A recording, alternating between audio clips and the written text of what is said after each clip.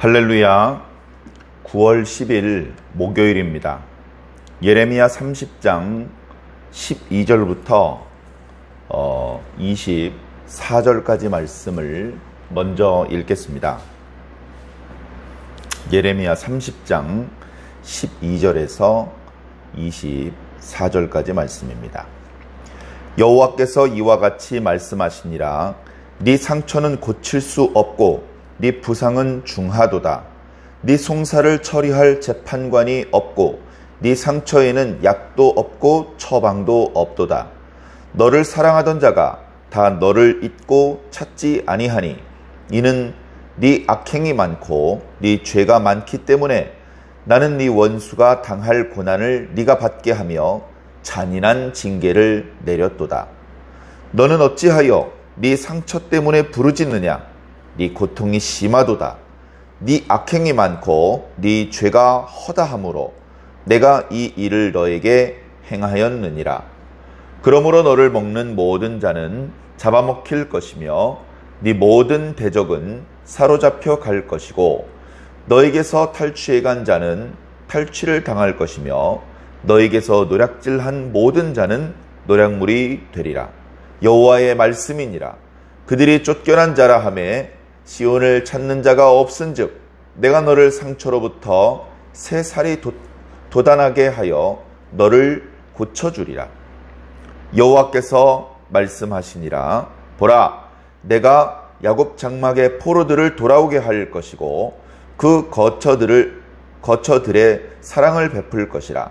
성읍은 그 폐허가 된 언덕 위에 건축될 것이요 그 보루는 규정에 따라 사람이 살게 되리라. 그들에게서 감사하는 소리가 나고 즐거워하는 자들의 소리가 나오리라. 내가 그들을 번성하게 하리니 그들의 수가 줄어들지 아니하겠고 내가 그들을 존귀하게 하리니 그들은 비천하여지지 아니하리라. 그의 자손은 예전과 같겠고 그 회종은 내 앞에 굳게 설 것이며 그를 압박하는 모든 사람은 내가 다 벌하리라. 그 영도자는 그들 중에서 나올 것이요 그 통치자도 그들 중에서 나오리라. 내가 그를 가까이 오게 하리니 그가 내게 가까이 오리라. 참으로 담대한 마음으로 내게 가까이 올 자가 누구냐? 여호와의 말씀이니라. 너희는 내 백성이 되겠고 나는 너희들의 하나님이 되리라. 보라, 여호와의 노여움이 일어나 폭풍과 회오리 바람처럼 악인의 머리 위에 회오리 칠 것이라. 여호와의 진노는 그의 마음에 뜻한 바를 행하여 이루기까지는 돌이키지 아니하나니 너희가 끝날에 그것을 깨달으리라. 아멘. 예, 감사합니다.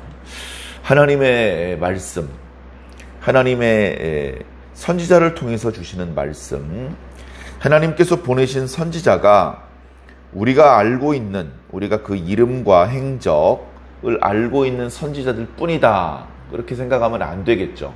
하나님께서는 꾸준히 선지자를 보내셨다고 말씀하셨기 때문에, 그리고 우리가 역사서 또는 예언서 곳곳에 이름이 알려져 있지 않은 이런 선지자도 있었겠구나라는 것을 발견하는 것처럼 하나님 많은 선지자들을 보내셨고 어떤 보낸 지역 그리고 그 각각의 선지자를 통해서 선포된 말씀의 내용 그런 것들은 조금씩 달랐겠죠. 어떤 선지자는 조금 더 오래 하나님께서 붙잡아서 그를 통해서 말씀을 전파하셨고 어떤 선지자는 조금 짧게 잠깐 하나님의 선지자로 사용을 하셨겠지만 그러나 결국은 하나님께서 말씀하신 거였다. 선지자가 출현하는 것 자체, 그리고 그 선지자에게 하나님의 말씀이 임한 것, 그리고 그 선지자가 용기를 내어서 그 말씀을 선포한 것 자체가 기적입니다. 하나님의 은총이죠. 그러나 안타까운 것은 선지자가 출현했다는 것 자체는 뭔가 문제가 있다는 것입니다. 왕이 잘하고 있고 제사장과 무슨 레위인들이 각자의 소임대로, 그리고 백성들이 왕과 제사장, 레위 사람들의 지도를 잘 받아서 율법을 잘 지키고 이렇게 살았다면 굳이 선지자가 나타나서 너희들 빨리 하나님께 돌아오라, 율법을 지켜라, 이렇게 외치고 경고하고 그럴 필요가 없었겠죠. 그래서 선지자가 출현했다는 것은 매우 안 좋은 비상 상황이라는 의미이기도 하지만, 그럼에도 불구하고 하나님께서 아직 이스라엘을 버리거나 포기하지 않으셨다라고 하는 희망적인 사인이기도 한 것입니다. 그런데 아모스 선지자 이후에 하나님께서 여러 선지자를 보내시면서 그때부터는 선지자를 통해서 그 외치게 하셨던 말씀을, 그리고 그 당시에 있었던 여러 사건들을, 그리고 경우에 따라서는 예언했던 말씀이 어떻게 성취되었는지를 기록하게 하셨습니다. 선지자 본인이 예언한 내용이 성취된 걸 그 본인이 기록하는 경우도 있었고, A 선지자가 예언했던 것을 B 선지자 시대에 이루어져서 기록하는 경우도 있었습니다. 자, 어쨌든 그렇게 선지자의 글이 이제 글로 기록되어서 후대에 전달되기 시작했는데, 그 예언의 내용을 보면 아모스 선지자의 글부터 시작을 해서 그 당대에 벌어지고 있는 범죄들, 그 범죄는 물론 하나님을 향한 범죄도 있고 사람들 사이의 범죄도 있습니다. 하나님께서는 사람들 사이에 일어나고 있는 범죄에 대해서도 마치 하나님 자신이 피해를 받은 피해자인 것처럼, 배신을 당한 사람인 것처럼 분노하셨고, 그 부분을 맹렬히 비난하셨고 지적하셨습니다. 그래서 그들의 범죄에 대해서 책망하시고 경고하시고, 근데 선지자의 글에 보면 그런 책망과 경고만 있는 것이 아니고요, 그런 책망과 경고, 범죄 사실에 따른 하나님의 징벌을 받은 이후에 회복되는 메시지까지 전파를 해 주시더라는 겁니다. 아모스 선지자의 글에도 그런 내용이 있고, 이사야 선지자의 글에도 그런 내용이 있고, 그리고 지금 우리가 읽고 있는 예레미야 선지자의 글에도 그런 내용이 있습니다. 그 회복의 내용은 주로 이런 겁니다. 너희들이 범죄하였기 때문에 하나님께서 주신 이 언약의 땅 바깥쪽으로 쫓겨날 것이다. 너희들이 이렇게 이 나라 저 나라로 흩어졌지, 재수가 없어서 그렇게 된 게 아니야. 힘이 없어서 시대를 잘못 만나서 그런 게 아니고 너희들이 범죄했기 때문이야. 너희들을 흩으신 분은 그 아수르의 왕이나 바벨론의 왕이 아니고 하나님이셔. 하나님이 너희를 흩어버린 거야. 그런데 하나님께서 너희를 다시 돌아오게 할 것이야. 흩으신 분도 하나님, 다시 모으시고 돌아오게 하시는 분도 바로 하나님이라는 겁니다. 그렇기 때문에 우리는 우리 삶의 중심에 하나님을 두어야 됩니다. 무슨 일을 하든지 하나님이 중심에 있어야 되고, 하나님이 포커스, 초점을 하나님께 맞추어야 됩니다. 그렇게 할 때에 우리는 모든 것이 선명하게 보이게 될 것입니다. 그래, 오늘 말씀에 보면 하나님의 백성을 이렇게 돌아오게 하신다는 말씀이 있습니다. 참 감사한 말씀이죠. 이 돌아오게 하신다는 말씀이 역사적으로도 유대인들을 다시 유대 땅에 돌아오게 하는 것으로 성취가 되기도 했습니다만, 영적인 의미로 보면 우리 한 사람 한 사람을 하나님께서 부르시고 모으셨습니다. 신약적인 의미로서도 하나님께서 당신의 백성을 모으시는 그런 어떤 영적인 의미를 담고 있습니다. 예수님께서 주신 말씀 중에 보면 천국은 마치 바다에 치는 그물과 같다.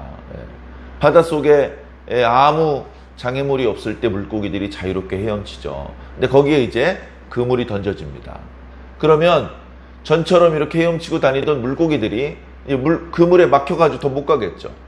그물이 점점 이렇게 범위를 좁혀오면 빠져나갈 구멍을 찾지 못한 물고기들이 그물과 함께 물 밖으로 나오게 됩니다.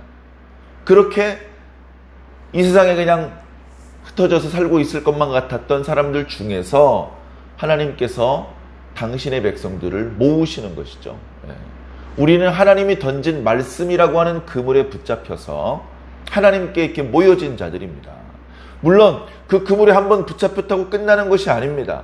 주님께서 주신 비유의 뒷부분에 보면 그물을 던졌던 사람이 그물을 펼쳐놓고 육지에서 물에서 이렇게 잡아온 물고기 중에서 좋은 것은 그릇에 담고 못된 것은 다시 버리는 재분류 작업이 또 있죠.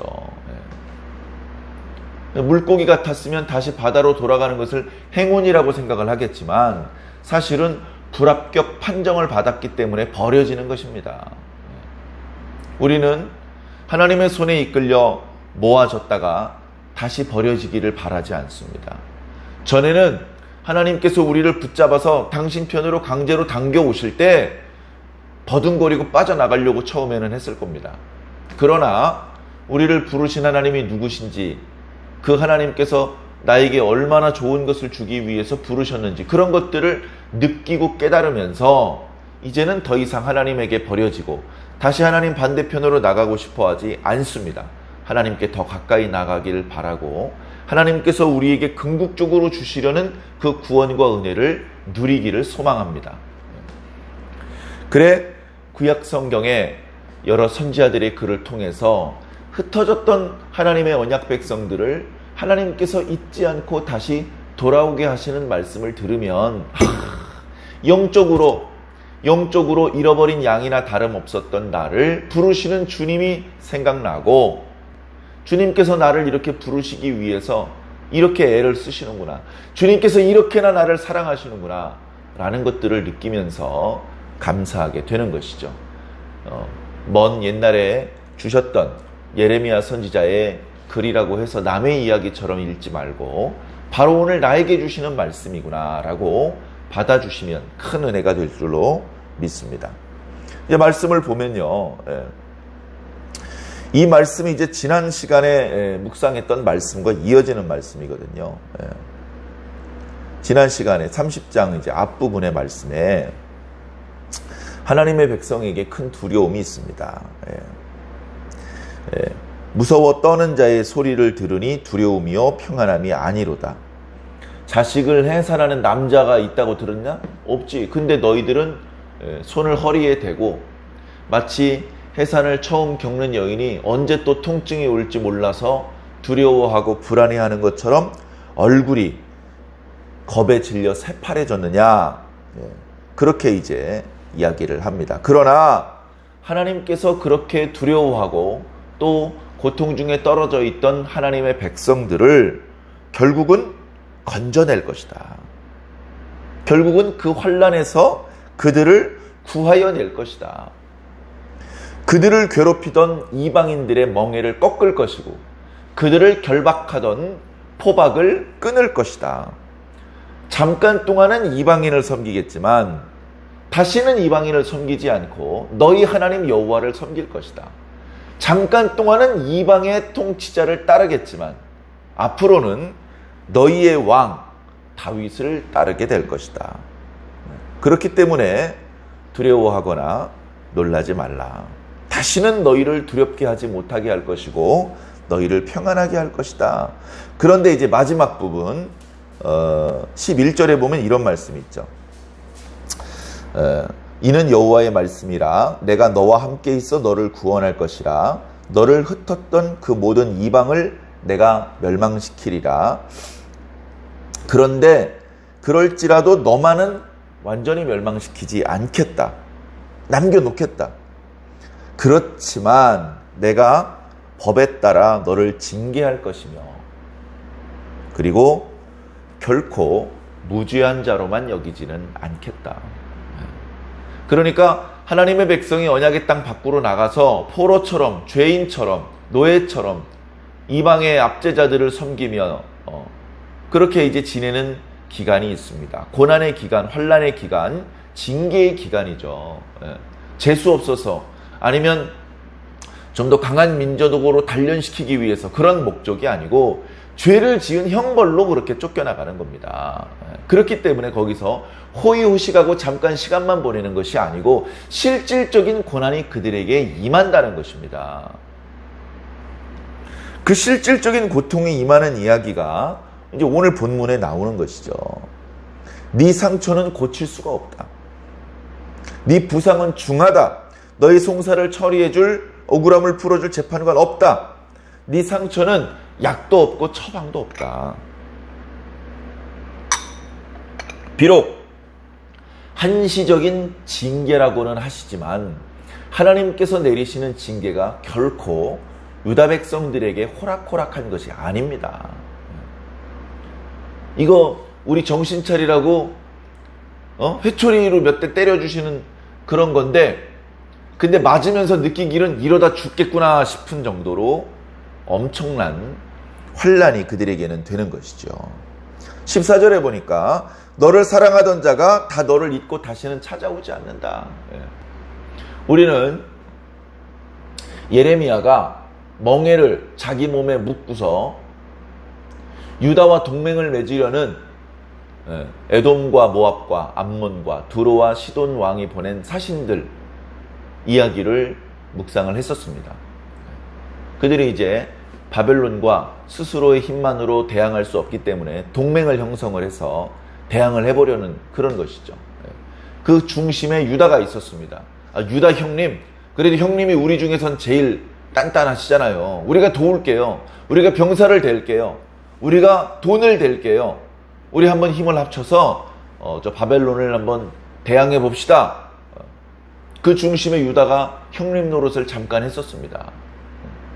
그런데 그렇게 너를 사랑해서 서로 돕고 같이 살자고 했던 사람들이 다시는 오지 않는다.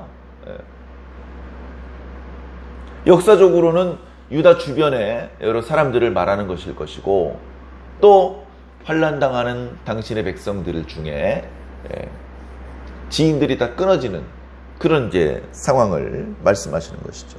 이렇게 된 것, 네가 이렇게 고통스럽고 중한 상처를 입게 된 것, 너를 돕던 사람들이 연락이 끊어지게 된 것, 이것은 그들이 간사한 놈들이라서가 아니고 재수가 없어서가 아니라 그 이유는 네가 악행을 많고 네가 죄가 많기 때문에 하나님께서 네 대적이 받았던 형벌을 네가 받게 했다. 내가 이렇게 잔인한 징계를 너에게 내렸다. 이 징계를 네가 받게 된 건 내가 너에게 이 징계를 내렸기 때문이야.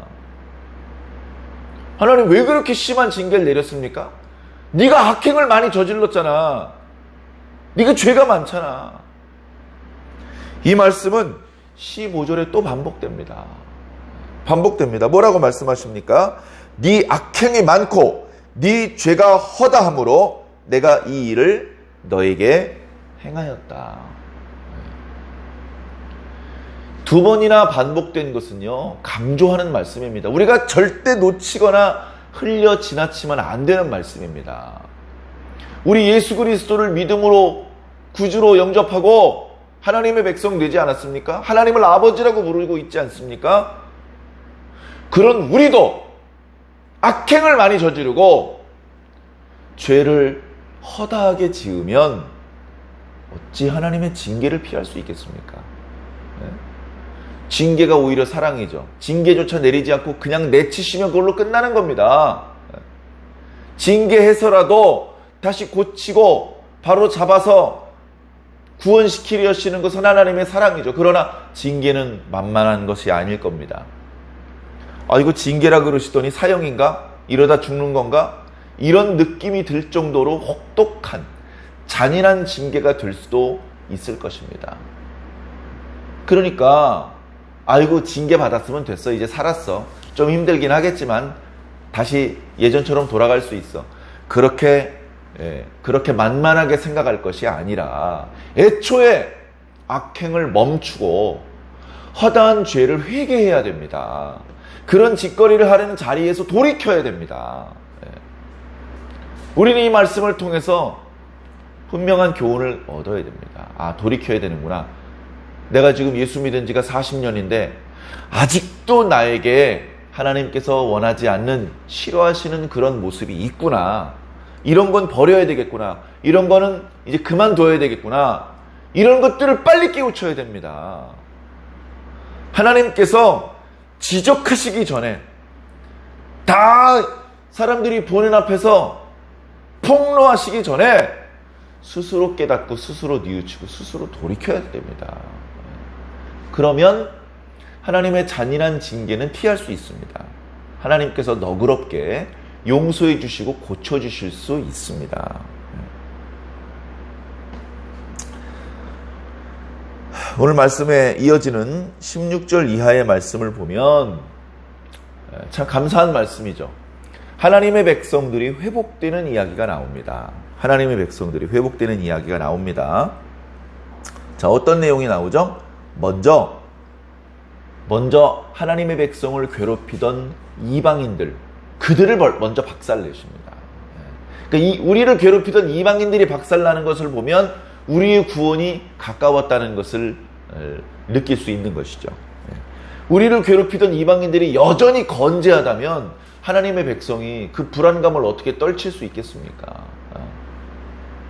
여전히 배고프고 여전히 비참하게 살고 있지만 일본이 항복했다는 소식은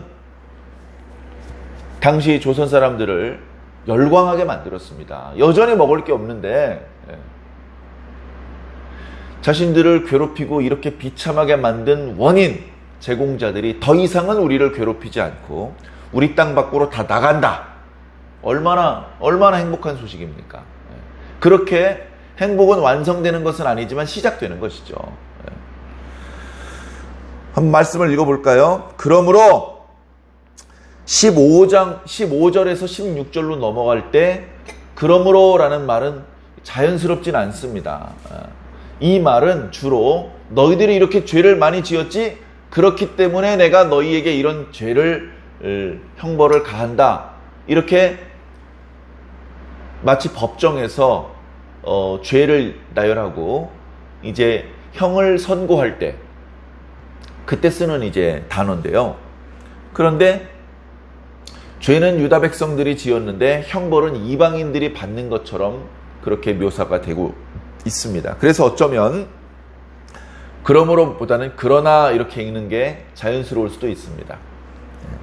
너희들이 이렇게 악행을 많이 저지르고 죄가 허다하기 때문에 내가 이렇게 잔인한 징계를 너희에게 내렸다. 그러나 너희를 징계하던 그들, 너를 먹는 모든 자는 잡아 먹힐 것이요 네 모든 대적은 사로잡혀 갈 것이요 너에게서 탈취해 간 자는 탈취를 당할 것이며 너에게서 노략질한 모든 자는 노략물이 될 것이다. 이렇게 너를 괴롭히던 자들은 더 이상 너를 괴롭힐 수 없게 될 것이다. 그리고 너희는 너의 상처로부터 새살이 돋아나게 할 것이다. 하나님께서 고쳐주신다는 것이죠. 저는 식물들을 몇 개 기르는데요. 식물들이 다 이렇게 이쁘게만 자라지 않습니다. 병이 들기도 하고요. 벌레 때문에 죽거나 모양이 흉해질 수도 있습니다. 근데 그렇게 죽어가던 것 중에 이렇게 버려지는 것도 있지만 조금 이렇게 병든 부분을 잘라내서 기다려 봅니다. 결국 죽는 녀석도 있지만 개 중에는 새로운 싹을 내는 녀석들이 있습니다. 그 새로운 싹을 보면 얼마나 기쁜지 몰라요. 네가 병을 이겨냈구나. 네가 이렇게 저렇게 가지가 잘려나가는 고통이 있었는데 그걸 견뎌냈구나. 새로운 싹이 나는구나. 그렇게 싹을 낸 녀석들은 다시 죽지 않고 잘 이렇게 잎사귀를 펼치고 가지를 뻗는 그런 모습들을 봅니다. 그러면서 너무나 기쁜데요. 하나님의 백성, 여기 시온이라고 표현되고 있는데 시온을 찾는 자, 새살이 돋아날 것이다. 왜? 하나님께서 고쳐주시기 시작하시니까. 새살이 이제 막 돋기 시작하는 것은 치료가 끝났다는 뜻은 아니죠. 치료가 시작됐다는 것입니다. 그리고 이제 이어지는 말씀을 쭉 보면요. 18절 이하의 말씀, 예레미야 30장 끝절까지 보면 7단계에 걸쳐서 하나님의 백성이 회복되는 모습들을 보여주고 있습니다. 이 말씀 차례대로 읽으면서 오늘 말씀을 마무리 한번 지어보겠습니다. 첫 번째, 돌아오게 할 것이다. 돌아오게 할 것이다. 이게 첫 번째입니다. 야곱 장막의 포로들을 돌아오게 할 것이다. 자, 돌아오면 어떻게 됩니까? 성읍을 건축할 것이다. 그 자리는 본래 폐허가 되었던 곳이다. 폐허가 되었던 언덕에 너희들이 머물게 될 성읍, 가옥을 건축하게 될 것이다. 가옥을 건축하는 건요, 지금도 돈이 많이 듭니다. 땅도 사야 되고요, 건축공사가 돈이 많이 듭니다. 시간도 많이 걸립니다. 이렇게 공사가 진행되는 동안에 돈이 모자라거나 전쟁이 터지면 완공하기가 어렵죠. 그러나 하나님의 백성이 돌아와서 성읍과 가옥을 건축할 때 하나님께서 물자를 대시고 하나님께서 평안하게 보호해 주신다는 의미가 이 속에 다 포함되는 것입니다. 그렇게 해서 성읍과 가옥이 건축되고 나면 평안하게 머물 수 있는 것이죠. 예. 세 번째, 그 보루는 규정에 따라 사람이 살게 되리라. 많이 의역을 했는데요. 여기서 보루는요, 궁궐입니다. 궁궐. 하나님의 백성들을 지도하는 지도자가 머물 그 궁궐은 법규에 따라 하나님께서 주신 그 규정에 따라 그 자리에 세워질 것이다. 그러니까 이제 더 이상 외부인들의 압박을 받지 않아도 되겠네요. 자, 그러니까 19절에 네 번째 소리가 들리는데요. 어떤 소리가 들립니까? 감사하는 소리, 기쁘고 즐거워하는 소리가 납니다. 그리고 다섯 번째, 번성하고 존귀하게 됩니다. 먼저 번성하다는 것은요, 자녀들을 많이 낳는다는 거예요. 역시 자녀를 많이 낳는 건 축복입니다. 씨를 뿌렸는데요. 씨를 뿌려 흉작이야. 흉작이 축복입니까? 똑같은 수의 벽씨를 뿌렸는데 더 많은 소출을 추수했다면 그게 축복이죠. 그게 다산과 장수는요, 하나님께서 복을 주셨다는 눈에 보이는 증거입니다. 너희 백성들의 수가 점점점 증가할 것이다. 인구가 증가한다. 하나님의 큰 축복이죠. 그리고 인구만 증가했지 다 배고파가지고 얼굴에 떼국물이 줄줄줄 흐르고 그게 아니고 먹을 만큼 먹고 단정하게 입고 품위 있게 그렇게 내 백성들을 살게 할 것이다. 자, 여섯 번째, 너희들을 지도할 영도자, 이방인이 아니다. 너희들 중에서 영도자가 나올 것이다. 너희들 중에서 통치자가 나올 것이다. 그런데 이 통치자는 하나님께서 가까이 하시는 자다. 내가 너희들 중에서 배출된 그 통치자를 나 가까이 오게 할 것이다. 얼마나 감사합니까? 하나님의 백성을 지도하는 지도자는요, 하나님과 백성들 사이에 서 있어야 됩니다. 그래서 백성들의 사정을 하나님께 기도해야 되고 하나님의 소식을 백성들에게 전달하며 하나님의 뜻과 방법대로 백성들을 지도해야 됩니다. 가장 이상적인 지도자죠. 이제 앞으로 너희들을 지도할 지도자는 이런 이상적인 지도자가 될 것이다. 이렇게 하나님께서 세우신 지도자가 아니라면 누가 감히 담대히 하나님께 가까이 갈 수 있겠느냐? 이 지도자는 너희들 중에서 나오지만 하나님께서 세우는 지도자가 될 것이다. 그리고 마지막에 완성된 모습은 22절에 이렇게 말씀하고 있습니다. 너희는 내 백성이 되겠고 나는 너희의 하나님이 되리라.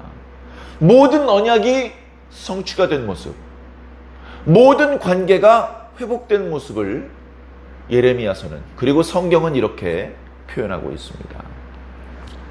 성경은 약속의 책이라고 그랬잖아요. 구약, 신약. 약속의 내용이 뭐냐? 약속의 내용, 창조 언약, 아담 언약, 노아 언약, 아브라함 언약, 모세 언약. 이게 내용이 뭐냐? 내용은 뭐냐? 내가 네 하나님이 될 것이고 너는 내 백성이 될 것이다. 내가 네 아버지가 될 것이고 넌 내 자녀가 될 것이다. 이렇게 관계가 회복되고 하나님에 있는 좋은 모든 은혜와 축복이 우리들에게 건너오게 될 것이다. 그것이 언약이 완성되는 모습입니다. 뒤에 남아있는 것은 하나님의 노여움은 악인들의 머리 위에서 회오리 칠 것이다. 악인들은 영원히 하나님의 진노에서 벗어나지 못합니다. 악인들은.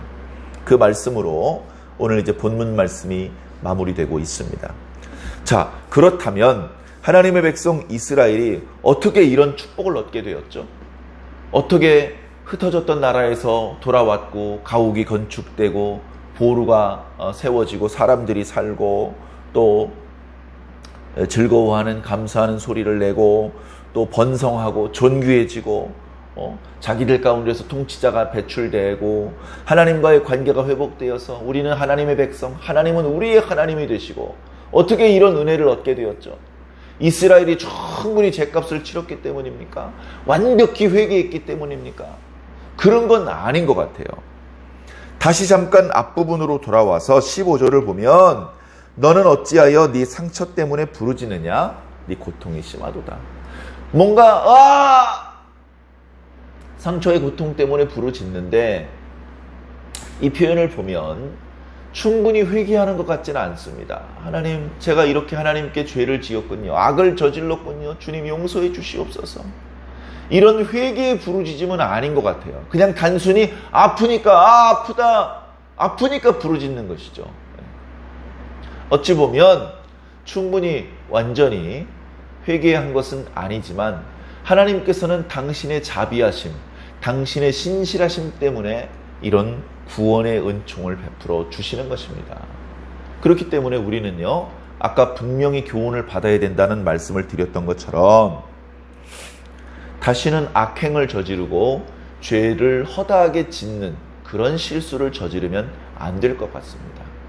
그리고 우리가 충분히 하나님 앞에 회개하지 않았음에도 불구하고 하나님께서 우리의 대적들을 진멸하시고 우리들의 상처를 회복하셔서 새살이 돋게 하실 때에는 감사해야 됩니다. 운이 좋았어, 재수가 좋았어, 이렇게 말할 것이 아니라 하나님 덕분이구나, 하나님께서 우리를 불쌍히 여기시는구나, 우리를 이제 살려주시는구나, 감사합니다. 하나님, 겸손하게 모든 영광을 하나님께 올려드려야 할 줄로 믿습니다. 그런 참된 감사와 찬양을 하나님께 올려드리는 주의 백성이 되시기를 주님 이름으로 간절히 축원합니다. 기도하겠습니다. 고마우신 아버지 하나님, 엄청난 사랑과 은혜를 우리에게 베풀어 주셔서 감사합니다. 우리가 받고 있는 은혜는 너무나 큽니다. 우리를 주의 백성으로 부르시고 우리로 하여금 하나님께 감사하며 찬양하게 하시고 번성하며 존귀하게 하시며 우리가 하나님의 백성이 되고 하나님께서는 바로 우리의 하나님이 되어주시는 이 은혜가 얼마나 큰지 지금도 잘 모릅니다. 잘 몰라서 온전히 감사하지도 못할 때가 많이 있습니다. 오늘 말씀에도 맨 마지막에 이 모든 일이 다 이루어진 끝날에야 너희가 알게 될 것이다 라고 말씀하셨는데, 주님, 그렇게 끝날이 되기 전에라도 하나님의 은혜가 깨달아지는 대로 하나님께 감사하게 하여 주시옵소서. 우리는 하나님께 감사할 때가 가장 행복합니다. 이 모든 은혜를 베푸신 것을 발견할 때마다 하나님께 감사하며 찬양하게 하여 주옵시고, 하나님의 잔인한 징계를 받을 수밖에 없는 악행을 멈추고 죄를 저지르는 것을 중단하며 그 범죄의 자리에서 하나님께로 돌이킬 수 있도록 주님 인도하여 주시옵소서. 오래전 예레미야 선지자를 통해서 주셨던 말씀이지만 우리에게 참 귀중한 교훈을 주시는 말씀입니다. 하나님 앞에 늘 겸손하게 하여 주시고 더 온전한 모습으로 하나님께 영광을 돌릴 수 있도록 날마다 우리를 인도하여 주시옵소서. 감사하며 예수 그리스도 이름으로 믿고 기도하옵나이다. 아멘.